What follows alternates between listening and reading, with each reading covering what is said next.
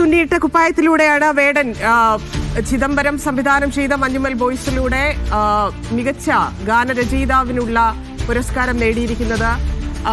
ചന്ദ്രയിലേക്ക് വീണ്ടും. ചന്ദ്ര, ഈ നമ്മൾ നേരത്തെ ഞാനത് സൂചിപ്പിച്ചായിരുന്നു, അതായത് ഒരു ഗാനരചയിതാവ് എന്നുള്ളതിൽ അത് എന്തൊക്കെയാണ് അതിന്റെ മാനദണ്ഡങ്ങൾ എന്നതുകൂടി മാറ്റുന്നതിലേക്ക്, ഇല്ലെങ്കിൽ നമ്മൾ പ്രതീക്ഷിക്കാത്ത ഒരു 2-3 വരികൾക്ക് അത് ഏറെ, അതായത് എത്ര കാലമാണ് നമുക്കറിയാം, സോഷ്യൽ മീഡിയയിൽ അത് എത്രത്തോളം ഓടിയെന്നറിയാം, റീൽസ് ആയിട്ടും അല്ലാതെയും വലിയ, അതായത് ഒരാളുടെ ലൈഫ് തന്നെ മാറി പറഞ്ഞത്. വേടനെ സംബന്ധിച്ചാണെങ്കിൽ ആ ലൈഫ് തന്നെ ചേഞ്ച് ആയത് ആ ഒരൊറ്റ പാട്ടിലൂടെയാണ്. ആ രീതിയിൽ ശ്രദ്ധിക്കപ്പെടുന്നതിലേക്ക് ആ പുരസ്കാരം പോകുന്നു എന്നുള്ളത് കൂടിയാണ്.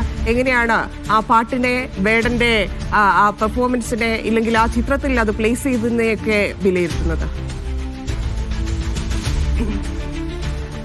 തീർച്ചയായും മഞ്ഞുമൽ ബോയ്സ് എന്ന ചിത്രത്തെ ബൂസ്റ്റ് ചെയ്യാനായിട്ട് പാട്ടുകൾ വലിയ രീതിയിൽ സഹായിച്ചിട്ടുണ്ട്. പക്ഷെ അതേസമയം കാണേണ്ടത്, കഴിഞ്ഞ വർഷം പുറത്തിറങ്ങിയ സിനിമകളെല്ലാം വളരെ സംഗീതത്തിന് എല്ലാ തലത്തിലും ഇമ്പോർട്ടൻസ് കൊടുത്തിട്ടുള്ള മ്യൂസിക് ആയിരുന്നു. പ്രത്യേകിച്ചും ആവേശം പോലെയുള്ള സിനിമകളിൽ വന്ന പല പാട്ടുകൾ, പല സിംഗേഴ്സിനെ വെച്ചുകൊണ്ടാണ് അതിനകത്ത് പാട്ടുകൾ ഉണ്ടായി വന്നത്. പ്രേമലുവിലെ പാട്ടുകൾ തുടങ്ങി പല സിനിമകളിലെയും പാട്ടുകൾക്ക് വലിയ രീതിയിലുള്ള അംഗീകാരം ലഭിച്ചിട്ടുണ്ടായിരുന്നു. ഒപ്പം തന്നെ വേടന്റെ പാട്ടിനും വലിയ രീതിയിലുള്ള സ്വീകാര്യത ലഭിച്ചിട്ടുണ്ടായിരുന്നു. ശേഷമാണ് കേസുമായി ബന്ധപ്പെട്ട് വലിയ വിവാദങ്ങളിലേക്കും പോകുന്നത്. തീർച്ചയായും വലിയ കോമ്പറ്റീഷൻ തന്നെ ലിറിക്സ് വിഭാഗത്തിൽ സംഭവിച്ചിരിക്കണം. കാരണം വാക്കുകൾ കൊണ്ട് അമ്മാനമാടുന്ന കവികളാണ് നമ്മുടെ മലയാള സിനിമയിൽ ഇന്നുള്ളത് എന്ന് തീർച്ചയായും നമുക്ക് പറയാം. പ്രത്യേകിച്ചും സുഹൈൽ കോയയുടെയും വിനായക് ശശികുമാറിന്റെയും റഫീഖ് അഹമ്മദിന്റെയും വരികളും ഇതിനോടൊപ്പം തന്നെ വലിയ രീതിയിൽ സെലിബ്രേറ്റ് ചെയ്യപ്പെട്ട കാഴ്ചയാണ് 2024 നമ്മൾ കണ്ടത്. അതാണ് നമ്മൾ ആ വരികൾ, ഇപ്പം നേരത്തെയൊക്കെ പാട്ടിന്റെ ഒരു താളം, ഇല്ലെങ്കിൽ അതിനപ്പുറത്തേക്ക് അത് സിനിമയിൽ എവിടെ പ്ലേസ് ചെയ്തിരിക്കുന്നു, അത് ഏത് മൂഡിലാണ്, ആരാണ് ആക്ട് ചെയ്തത് എന്നതിനനുസരിച്ചായിരുന്നു ആസ്വാദകരുണ്ടായിരിക്കുന്നത്. പക്ഷെ അതിനപ്പുറത്തേക്ക് ലിറിക്സിലേക്ക് ഇറങ്ങി ചെല്ലുന്നു പ്രേക്ഷകർ എന്നുള്ളത് കൂടിയാണ്. ആ ലിറിക്സിന്റെ ഒരു ശക്തി, ഇല്ലെങ്കിൽ അതിന്റെ ഒരു പവറാണ് കണ്ടുകൊണ്ടിരിക്കുന്നത് ഈ അവാർഡ് പ്രഖ്യാപനങ്ങളിലെല്ലാം എന്നുള്ളത് കൂടിയാണ്. കിരണ വീണ്ടും ചേരുന്നുണ്ട്. കിരണ, കഴിഞ്ഞ വർഷവും ഇതുപോലെ തന്നെ നമുക്കറിയാം ഈ അവാർഡുകളെല്ലാം കുറച്ചുകൂടി ഏതു തരം ചിത്രങ്ങൾക്കാണ്, ജനപ്രിയ ചിത്രങ്ങൾ, ഒപ്പം തന്നെ കൊമേഴ്ഷ്യലി കുറച്ചുകൂടി കളക്ട് ചെയ്തിരുന്ന ചിത്രങ്ങൾ. ഈ വർഷം പക്ഷേ നോക്കുമ്പോൾ മഞ്ഞുമൽ ബോയ്സ് 200+ ആണ്. പക്ഷേ അവിടെ ഇപ്പോൾ പാരഡൈസ് അധികം ആളുകൾ കണ്ടിട്ടില്ലാത്ത ചിത്രമാണ്, ആരും കണ്ടിട്ടില്ലാത്ത ചിത്രമാണ്. അതുപോലെ ശ്രദ്ധിക്കപ്പെട്ട ചില ചിത്രങ്ങൾ ഇപ്പോൾ OTTയിൽ മാത്രം ശ്രദ്ധിക്കപ്പെട്ടതും തിയേറ്ററുകളിൽ വലിയ പരാജയമായതും ഒക്കെയുണ്ട്. എന്നാൽ പോലും അതിന്റെ ഒരു സാധ്യത കൂടി വർക്കായൊരു സമയമായിട്ട്, അല്ലെങ്കിൽ ഒരു വർഷമായിട്ട് കണക്കാക്കേണ്ടതില്ലേ? കാരണം ഇത് OTTയിലേക്ക് എത്തുമ്പോൾ കൂടുതൽ ആളുകളിലേക്ക് എത്തുന്നു എന്നുള്ളതുണ്ട്. അതുകൂടി സിനിമകളെ ജനപ്രിയമാക്കുന്നു, അതുകൂടി ഈ അവാർഡ് എന്നതിലേക്ക് പരിഗണിക്കപ്പെടുന്നു എന്നുകൂടി തോന്നുന്നുണ്ട്. തീർച്ചയായും തന്നെ ജനങ്ങളിലേക്ക് സിനിമകൾ വളരെ നന്നായി എത്തുന്നു എന്ന് തന്നെ വേണം പറയാൻ.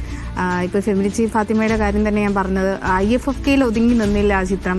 വളരെ നിരൂപക പ്രശംസ നേടിയ ഒരു ചിത്രമായി ഫെമിനിച്ചി ഫാത്തിമ മാറി. അതിനപ്പുറത്തേക്ക് IFFKയ്ക്ക് അപ്പുറത്തേക്ക് അത് തിയേറ്ററിലും സ്വീകാര്യത നേടി. അതുപോലെ പാരഡൈസ് പോലുള്ള സിനിമകൾ OTT വഴിയും, അതുപോലെ വിക്ടോറിയ സിനിമകൾക്ക് അതിന് പുരസ്കാരം ലഭിച്ചിട്ടില്ല. അത്തരം നല്ല സിനിമകൾ കൂടെ പരീക്ഷണ ചിത്രങ്ങളും ഒക്കെ കടന്നുപോയൊരു വർഷമാണ്. ഈ പരീക്ഷണ ചിത്രങ്ങൾക്കാണ് ഏറ്റവും കൂടുതൽ ഇത്തവണ പുരസ്കാരങ്ങൾ ലഭിച്ചതും. ശ്രദ്ധിക്കുക, ഭ്രമയുഗം ഒരു പരീക്ഷണ ചിത്രമായിരുന്നല്ലോ. അപ്പോൾ അത്തരത്തിൽ കഴിഞ്ഞ വർഷം തന്നെ ഏറ്റവും മികച്ച, ലോകത്തിലെ തന്നെ ഏറ്റവും മികച്ച 2ാമത്തെ ഹൊറർ ചിത്രമായിട്ടൊക്കെ കണ്ടിരുന്ന ഒരു സിനിമയാണ് ഭ്രമയുഗം എന്ന് പറയുന്നത്. അതൊരു ബ്ലാക്ക് ആൻഡ് വൈറ്റ് ഒരു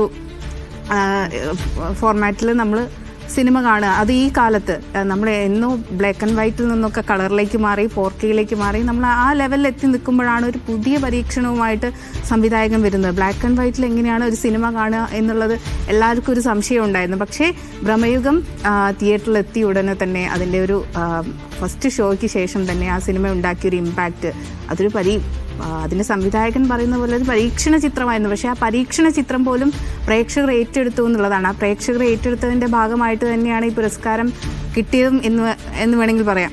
മഞ്ഞുമൽ ബോയ്സും ഞാൻ വ്യക്തിപരമായിട്ട് ഈ ഒരു അവാർഡിനെ നോക്കുകയാണെങ്കിലും കഴിഞ്ഞ വർഷം ഏറ്റവും കൂടുതൽ പരീക്ഷണ ചിത്രങ്ങളുണ്ടായൊരു വർഷമാണ്. മഞ്ഞുമൽ ബോയ്സ് പോലും ഒരു പരീക്ഷണ ചിത്രമാണെന്ന് തന്നെ പറയേണ്ടി വരും. അത്തരത്തിൽ ഒരുപാട് സിനിമകൾ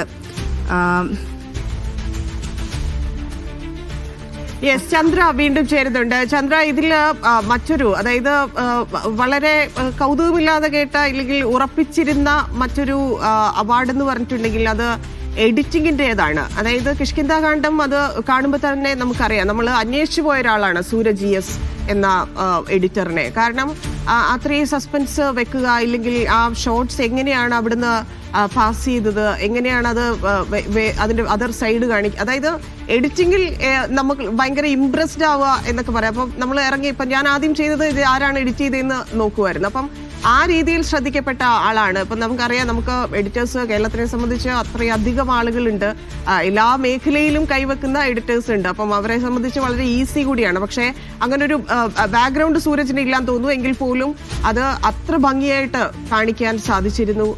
അതിലെന്താണ് ചന്ദ്രയ്ക്ക് എന്താണ് തോന്നുന്നത്? ആ എഡിറ്റർ എന്നുള്ള രീതിയിൽ അത് എത്തേണ്ട കൈകളിലല്ലേ എത്തിയത്?